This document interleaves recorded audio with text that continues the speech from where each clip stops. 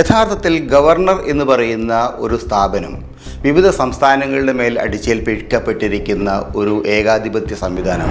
ഗവർണർമാർ പലപ്പോഴും കക്ഷി രാഷ്ട്രീയപരമായിട്ട് പെരുമാറുന്നു, കേന്ദ്രം ഭരിക്കുന്ന രാഷ്ട്രീയ കക്ഷിയുടെ ഏജന്റുമാരായി പ്രവർത്തിക്കുന്നു. കേരളത്തിൽ ആരിഫ് മുഹമ്മദ് ഖാൻ എന്ന് പറയുന്ന ഒരു കക്ഷി ഇവിടെയുള്ള തെരഞ്ഞെടുക്കപ്പെട്ട സർക്കാരുമായിട്ട് അനാവശ്യമായി നിരന്തരമായി സംഘർഷങ്ങൾ, ഫിസിക്കലായിട്ടുള്ള ഏറ്റുമുട്ടലിൻ്റെ അറ്റത്ത് വരെ എത്തുന്ന ഒരവസ്ഥയുണ്ട്. തിരഞ്ഞെടുക്കപ്പെടുന്ന ഒരു സർക്കാർ അവരുടെ നിയമസഭ പാസ്സാക്കിയ ബില്ല് ഗവർണറുടെ ഒപ്പ് കിട്ടിയാൽ മാത്രമേ നിയമമാവുള്ളൂ.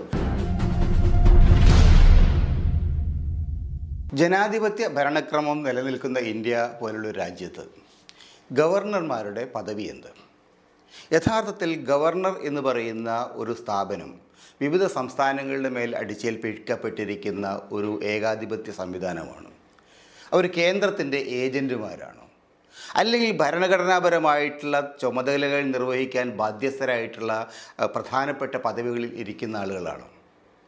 കഴിഞ്ഞ ഒരു 1959 ശേഷം കേരളത്തിൽ EMS സർക്കാരിനെ പിരിച്ചുവിടാൻ വേണ്ടിയിട്ട് അന്നത്തെ ഗവർണർ രാമകൃഷ്ണ റാവു ഇടപെട്ട കാലം മുതൽ ഇന്ന് വരെ ഗവർണർമാരുടെ രാഷ്ട്രീയമായ ചുമതലകൾ, രാഷ്ട്രീയമായ നിലപാടുകൾ, കുത്തിത്തിരിപ്പുകൾ, ഇത് ഇന്ത്യൻ ഫെഡറൽ സംവിധാനത്തിനകത്ത് ഒരു വലിയ പ്രശ്നമായിട്ട് നിലനിൽക്കുകയാണ്.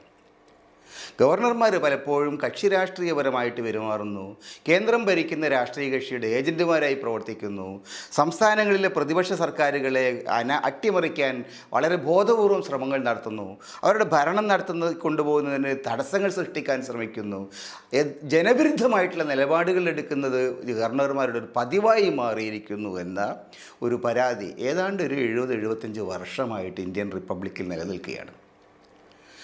അത് സമീപകാലത്ത് BJP സർക്കാർ വന്ന സമയത്ത് ഗവർണർമാർ പലരും കേന്ദ്രത്തിലിരിക്കുന്ന അധികാരികളെ സന്തോഷിപ്പിക്കാനായിട്ട്, ആഭ്യന്തര വകുപ്പിനെ സന്തോഷിപ്പിക്കാനായിട്ട് പ്രതിപക്ഷ സംസ്ഥാനങ്ങളിൽ അങ്ങേയറ്റം മോശമായ കുത്തിത്തിരിവുകൾ നടത്തിയതിൻ്റെ നിരവധി അനുഭവങ്ങളുണ്ടായി. ബംഗാളിൽ ജഗ്ദീപ് ധൻഖർ പോലുള്ള ഒരു ഗവർണർ അനാവശ്യമായിട്ട് മുഖ്യമന്ത്രിയുമായി സർക്കാരുമായിട്ട് ഏറ്റുമുട്ടലുണ്ടായി, ഒരു നേരിട്ടുള്ള ഏറ്റുമുട്ടലിൻ്റെ അവസ്ഥയിലെത്തി. കേരളത്തിൽ ആരിഫ് മുഹമ്മദ് ഖാൻ എന്ന് പറയുന്ന ഒരു കക്ഷി ഇവിടെയുള്ള തിരഞ്ഞെടുക്കപ്പെട്ട സർക്കാരുമായിട്ട് അനാവശ്യമായി നിരന്തരമായ സംഘർഷങ്ങൾ, ഫിസിക്കലായിട്ടുള്ള ഏറ്റുമുട്ടലിൻ്റെ അറ്റത്ത് വരെ എത്തുന്ന ഒരവസ്ഥയുണ്ട്. കണ്ണൂരിൽ സർവകലാശാലയിൽ വെച്ചിട്ട് ഒരു പ്രശ്നത്തിൽ ഇർഫാൻ ഹബീബുമായിട്ട് ഏതാണ്ട് കയ്യാങ്കളിയുടെ വക്കത്തെത്തി ഈ ആരിഫ് മുഹമ്മദ് ഖാൻ. അതൊക്കെ വ്യക്തിഗതമായിട്ട് ഏതൊക്കെയോ അജണ്ടകളുമായിട്ട് നാട്ടിൽ വന്നിട്ട് ഇവിടെ ഈ പ്രശ്നങ്ങളുണ്ടാക്കുകയാണ്.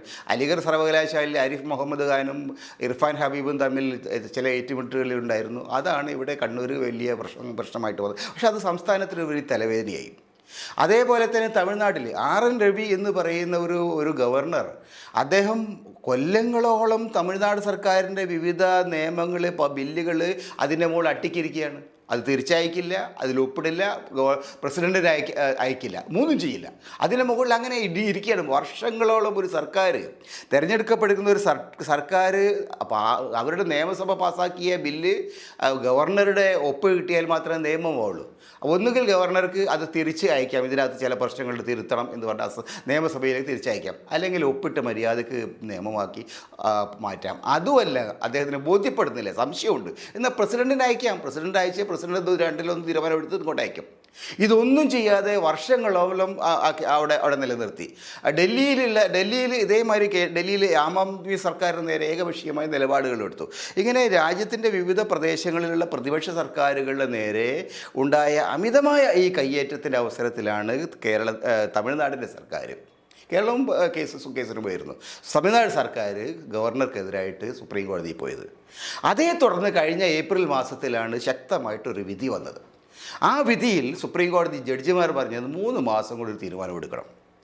ഗവർണർമാർ ഈ ബില്ലുകളുടെ മേൽ വർഷങ്ങളോളം അടയിരിക്കുന്ന പരിപാടി അംഗീകരിക്കാൻ കഴിയില്ല. 3 മാസത്തിനകം ഒന്നുകിൽ തിരിച്ചയക്കാം, അല്ലെങ്കിൽ ഒപ്പിടാം, അല്ലെങ്കിൽ പ്രസിഡന്റ് അയക്കാം. 3-ൽ ഒരു തീരുമാനം എടുത്തേ പറ്റൂ. ഇനി തമിഴ്നാട്ടിനെ സംബന്ധിച്ചാൽ അങ്ങനെ എടുക്കാതെ വർഷങ്ങളായിട്ട് മാറ്റിവെച്ചിരുന്ന ബില്ലുകൾ ഇനി പ്രസിഡന്റ് ഈ ഗവർണർ ഉത്തരവൊന്നും വേണ്ട, അയാളുടെ ഒപ്പ് വേണ്ട, നിയമമാക്കാനുള്ള അനുമതി കൂടി കൊടുത്തു. അങ്ങനെ ആണ് ഒരു വലിയ കടമ്പ തമിഴ്നാട് കടന്നത്. വിവിധ സംസ്ഥാനങ്ങൾക്ക് ആനുകൂല്യം അതിൻ്റെ അടിസ്ഥാനത്തിൽ ഈ ഗവർണർമാരുടെ കുത്തിത്തിരിപ്പുകളെ ഒരു പരിധിവരെ തടയാൻ കഴിഞ്ഞു. അപ്പോൾ ആ സമയത്താണ് പ്രസിഡൻറ്റ് ദ്രൗപദി മുർമു അവർ സുപ്രീം കോടതിക്ക് ഒരു റെഫറൻസ് അയച്ചത്. റെഫറൻസ് പറഞ്ഞത് ഒരു നിയമപരമായിട്ട് ഭരണഘടനാപരമായിട്ടുള്ള ഈ വിഷയങ്ങളെക്കുറിച്ചുള്ള ഭരണഘടനാ ബെഞ്ചിൻ്റെ അഭിപ്രായം തേടിക്കൊണ്ട് റെഫറൻസ് അയച്ചു പ്രസിഡൻറ്റ്. അപ്പോൾ യഥാർത്ഥത്തിൽ റെഫറൻസ് അയക്കുന്ന അന്തരീക്ഷം വളരെ സവിശേഷതയുള്ളതാണ്. എത്രയോ കാലങ്ങളായിട്ട് ഗവർണർമാരും സംസ്ഥാന സർക്കാരുകളും തമ്മിൽ നിരന്തരമായിട്ട് ഏറ്റുമുട്ടുന്ന സമയത്തൊന്നും പ്രസിഡന്റ് അത്തരം ഒരു റെഫറൻസ് അയച്ചിട്ടില്ല. നേരെ മറിച്ച് സുപ്രീം കോടതിയിൽ തമിഴ്നാട് സർക്കാർ പോയി തമിഴ്നാട് സർക്കാർ ഗവർണർക്കെതിരായിട്ട് വിജയിച്ച സമയത്ത് ഈ ഗവർണർമാരുടെ അമിതാധികാര പ്രവണത തടഞ്ഞുകൊണ്ട് ഒരു ഉത്തരവ് വന്ന സമയത്ത് ഒരു പ്രസിഡൻഷ്യൽ റെഫറൻസ് അങ്ങോട്ട് പോയി, സുപ്രീം കോടതിയിലേക്ക് പോയി. അതിൻ്റെ തീരുമാനം കഴിഞ്ഞ ദിവസം വന്നു. അത് ചീഫ് ജസ്റ്റിസ് ഗവായി അധ്യക്ഷനായിട്ടുള്ള 5 അംഗ ഭരണഘടനാ ബെഞ്ചാണ് വിധി കൊടുത്തത്. ആ അഭിപ്രായം അതൊരു വിധിയല്ല, അതൊരു അഭിപ്രായമാണ്. സുപ്രീം കോടതിയുടെ സുചിന്തിതമായിട്ടുള്ള അഭിപ്രായമാണ്. ആ അഭിപ്രായപ്രകാരം ഗവർണറുടെ മേൽ നിയമപരമായിട്ട് സമയം നിശ്ചയിക്കാൻ സുപ്രീം കോടതിക്കോ മറ്റ് സർക്കാരുകൾക്കോ അധികാരമില്ല. 3 മാസം കൊണ്ട് തന്നെ ഇതിന് മറുപടി കിട്ടണം എന്ന് വാശി പിടിക്കാൻ കഴിയില്ല. പക്ഷേ 3 കൊല്ലം കൊണ്ടോ 4 കൊല്ലം കൊണ്ടോ കിട്ടണ്ടേ? കാരണം ഒരു സർക്കാരിനെ തിരഞ്ഞെടുക്കുന്നത് ജനങ്ങൾ 5 കൊല്ലത്തേക്കാണ്. ഒരു സർക്കാർ ഒരു നിയമം കൊണ്ടുവന്നാൽ 5 കൊല്ലത്തിനകത്തുമെങ്കിലും അവർക്ക് ആ നിയമം പാസ്സാക്കി നാട്ടുകാർക്ക് ആവശ്യമുള്ള നേട്ടങ്ങൾ ഉണ്ടാക്കി കൊടുക്കണ്ടേ? അല്ലെങ്കിൽ പിന്നെ നിയമവാഴ്ച എന്ന് പറയുന്നതിൽ എന്താ അർത്ഥമുള്ളത്? ഒരു നിയമം പാസ്സാക്കി കഴിഞ്ഞാൽ അത് 5 കൊല്ലം വരെയൊക്കെ ഒരു ഗവർണറാണ് വെച്ചുകൊണ്ടിരിക്കുക വെച്ചാൽ സർക്കാർ ജീവിച്ചിരിക്കുന്ന കാലത്തോളം ആ സർക്കാരിൻ്റെ കാലാവധി കഴിയുന്നത് വരെ പിടിച്ചു വയ്ക്കാന്നല്ലേ അർത്ഥം. അപ്പം അത്തരം വിഷയങ്ങളിൽ ആണ് നേരത്തെ സുപ്രീം കോടതി നിലപാടെടുത്തത് 3 മാസം എന്നതാണ് ന്യായമായ പരിധി. ഇപ്പോൾ സുപ്രീം കോടതി പറയുന്നു 3 മാസം എന്ന ഒരു സമയപരിധി നിർബന്ധിതമായിട്ട് വയ്ക്കാൻ കഴിയില്ല. അത് ഗവർണർമാരുടെ കാര്യത്തിലായാലും ശരി, പ്രസിഡൻറ്റിൻ്റെ കാര്യത്തിലായാലും ശരി, അവർക്ക് അത് പരിശോധിച്ച് തീരുമാനമെടുക്കാനുള്ള ഒരു ന്യായമായ സമയം കൊടുക്കണം എന്നുള്ളതാണ് ഇപ്പോൾ സുപ്രീം കോടതി. അതായത് ഒരു ഏറ്റുമുട്ടലിൻ്റെ അന്തരീക്ഷം ഒഴിവാക്കാനുള്ള, ഒരു സമവായത്തിൻ്റെ അന്തരീക്ഷം തുറക്കാനുള്ള ശ്രമമാണ് സുപ്രീം കോടതി നടത്തുന്നത്. ഭരണഘടനാപരമായിട്ടുള്ള ഒരു നിലപാട് അതിന്, കാരണം ഭരണഘടനയിൽ എവിടെയും പറഞ്ഞിട്ടില്ല ബില്ലുകൾ അയച്ചു കഴിഞ്ഞാൽ എത്ര സമയം കൊണ്ട് അത് തിരിച്ചയക്കണം അല്ലെങ്കിൽ തീരുമാനമെടുക്കണമെന്ന് ഭരണഘടനയിൽ എവിടെയും പറഞ്ഞിട്ടില്ല. പക്ഷേ ഇപ്പോൾ ഇങ്ങനെ ഈ പ്രശ്നം വന്നതിന് ശേഷം, ഇതൊരു ഏറ്റുമുട്ടലിൻ്റെ അന്തരീക്ഷം വന്നതിന് ശേഷമാണ് സുപ്രീം കോടതിക്ക് അതിൽ ഇടപെടേണ്ടി വന്നത്. ആ ഇടപെടൽ കാര്യത്തിൽ നിയമപരമായ തടസ്സങ്ങളില്ല എന്ന് പിന്നീട് ഗവായി അദ്ദേഹം ചീഫ് ജസ്റ്റിസ് സ്ഥാനം വിട്ടതിന് ശേഷമുള്ള പത്രസമ്മേളനത്തിൽ പറഞ്ഞു സുപ്രീം കോടതി എടുത്ത തീരുമാനങ്ങളെ തങ്ങളുടെ വിധി, തങ്ങളുടെ അഭിപ്രായം ലംഘിക്കുന്നില്ല. ആ തീരുമാനങ്ങൾ അതേപടി നടപ്പിലാക്കും. പക്ഷേ നിയമപരമായിട്ടുള്ള ഒരു സംവിധാനം എന്ന നിലയിൽ ഇങ്ങനെയൊരു 3 മാസ പരിധി എന്നത് നിർബന്ധിക്കാൻ കഴിയില്ല എന്നുള്ളതാണ് തങ്ങളുടെ അഭിപ്രായം എന്ന് അദ്ദേഹം പറഞ്ഞിട്ട്, അതായത് ഇനിയുള്ള കാലങ്ങളിൽ ഗവർണർമാരും സംസ്ഥാന സർക്കാരുകളും തമ്മിൽ ഏറ്റുമുട്ടൽ ഒഴിവാക്കണമെങ്കിൽ 2 ഭാഗത്തും മാന്യമായ പെരുമാറ്റം വേണം.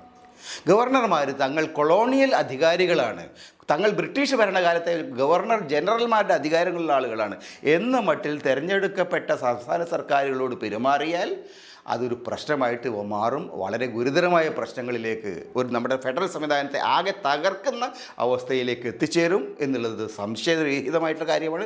സുപ്രീം കോടതിക്കും അത് ബോധ്യമായിട്ടുണ്ട്. അതുകൊണ്ട് സുപ്രീം കോടതി പറഞ്ഞത്, പ്രസിഡൻറ്റിൻ്റെ ഈ റെഫറൻസിൻ്റെ ഭാഗമായിട്ട് പറഞ്ഞത്, ഏതെങ്കിലും കാരണവശാൽ ഒരു ഗവർണർ അത് ഒരു ന്യായീകരിക്കാൻ കഴിയാത്ത തരത്തിൽ ഇത് നീട്ടിക്കൊണ്ടുപോവുക, വലിച്ചു നീട്ടുക, അതിൻ്റെ മേൽ അടയിരിക്കുക എന്നൊരു അന്തരീക്ഷമുണ്ട് എന്ന് സംസ്ഥാന സർക്കാരുകൾ പരാതി ഉണ്ടാവുക, സുപ്രീം കോടതി അടക്കമുള്ള കോടതികൾക്ക് അത് ബോധ്യമാവുക.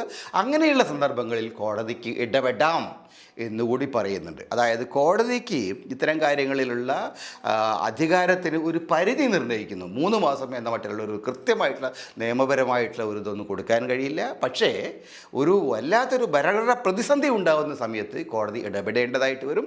എന്നാൽ എക്സിക്യൂട്ടീവും ജുഡീഷ്യറിയും ലെജിസ്ലേച്ചറും തമ്മിലുള്ള അകലം കൃത്യമായിട്ട് പാലിച്ചുകൊണ്ട് വേണം എന്നാണ് സുപ്രീം കോടതി ഇപ്പോൾ പറഞ്ഞിരിക്കുന്നത്. പക്ഷേ നമ്മുടെ നാട്ടിലെ ഭരണ സംവിധാനം നോക്കിയാൽ, നമ്മുടെ നാട്ടിൽ ഗവർണർമാരായിട്ട് അധികാരമേറ്റെടുക്കുന്ന വിദ്വാൻമാരുടെ സ്വഭാവം നോക്കിയാൽ, അവരുടെ രാഷ്ട്രീയമായിട്ട് താല്പര്യങ്ങൾ നോക്കിയാൽ, അധികം പേരും കേന്ദ്രം ഭരിക്കുന്ന പാർട്ടിയുടെ ഏജൻറ്റുമാരെ പോലെ പെരുമാറുന്ന കാലത്ത് സുപ്രീം കോടതിയുടെ നല്ല നിലയിലുള്ള നിർദ്ദേശമൊന്നും നടപ്പിലാവില്ല. ഗവർണർമാർ പഴയ പോലെ തന്നെ പെരുമാറും. ഈ വിദ്വാൻമാരെ പുറത്ത് കളയണം, ഇങ്ങനെ ഒരു പദവിയെ വേണ്ട, ഇങ്ങനെ ഒരു ഓഫീസേ വേണ്ട എന്ന നിലയിലുള്ള ഒരു ബഹുജനാഭിപ്രായം ഉയർന്നു വരുന്ന തലത്തിലേക്ക് കാര്യങ്ങൾ മാറും എന്ന മട്ടിലാണ് ഇപ്പോഴത്തെ അവസ്ഥ.